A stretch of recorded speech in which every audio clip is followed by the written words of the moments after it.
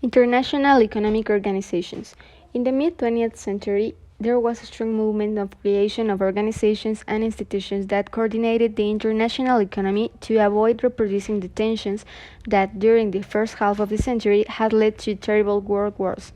50 years later, we can evaluate very positively that process of institutionalization of the international economy.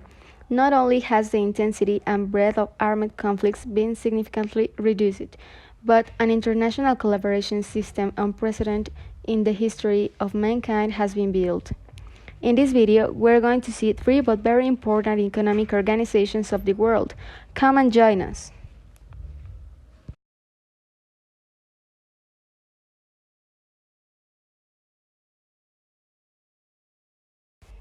The World Bank is like a cooperative made of 189 member countries. These member countries or shareholders are represented by a board of governors, who are the ultimate policymakers at the World Bank. Generally, the governors are member countries' ministers of finance or ministers of development. They meet once a year at the annual meetings of the board governors of the World Bank Group and the International Monetary Fund. The World Bank provides low-interest loans, zero-to-low interest credits, and grants to developing countries. These support a wide array of investments in such areas as education, health, public administration, infrastructure, financial and private sector development, agriculture, and environmental and natural resource management.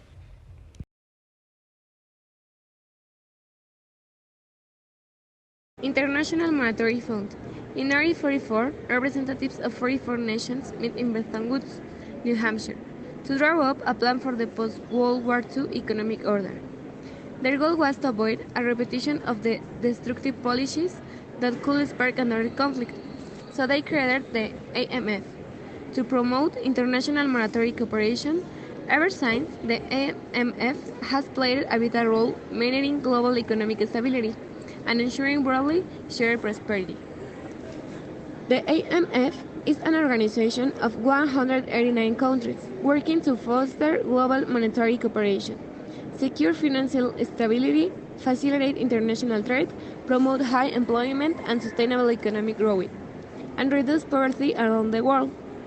Created in 1945, the MFA is governed by the accountable to the 189 countries that make up near global membership. The IMF's primary purpose is to ensure the stability of the international monetary system, the system of exchange rates and international payments that enable countries and their citizens to transact with each other. The fund's mandate was updated in 2012 to include a macroeconomic and financial sector issues that bear on global stability. World Trade Organization. The World Trade Organization, WTO, is the only global international organization dealing with the rules of trade between nations. At its heart are the WTO agreements, negotiated and signed by the bulk of the world's trading nations, and ratified in their parliaments. The goal is to help producers of goods and service exporters and importers conduct their business. The WTO deals with regulation and trade in goods, service, and intellectual property between participant countries by providing a framework for negotiating trade agreements and a dispute resolution process aimed on forcing participants' adherence to WTO agreements, which are signed by representatives of member governments and ratified by their parliaments. The WTO prohibits discriminating between trading partners but provides exceptions for environmental protection, national security, and other important goals. Trade-related disputes are resolved by independent judges at the WTO through and dispute resolution process. As you can see, there are different types of economic organizations in the world. However, each of them fulfills different specific functions for a better functioning of the global economy. At this time, humanity is increasingly aware of the degree of global interrelation it has achieved in the economy. Globalization has defenders and detractors because it has been shown that it has advantages and disadvantages. Globalization drives economic growth and development, but at the same time causes increasingly serious tensions and imbalances. The need for strong international organizations with the capacity to impose a new global economic order and that commit themselves to globally redistribute the benefits of human development is becoming increasingly evident. Thanks for watching.